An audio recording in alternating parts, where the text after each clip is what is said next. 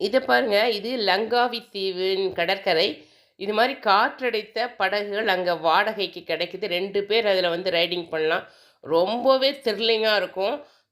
இதில பயணம் பண்றதுக்கும் ஒரு மன தைரியம் வேணும். இந்த படக இந்த மணல்லலாம் இழுத்தா அது டேமேஜ் ஆயிடும்ன்றதுக்காக தான் அந்த தள்ளு வண்டியில வச்சுக்கிறாங்க. அது உள்ள கடலுக்குள்ள எடுத்துன்னு போன பிற்பாடு தான் அத இறக்குறாங்க. இது பாருங்க. அந்த லங்காவி கடற்கரைய நீங்க இப்ப பார்த்துட்டுருக்கீங்க.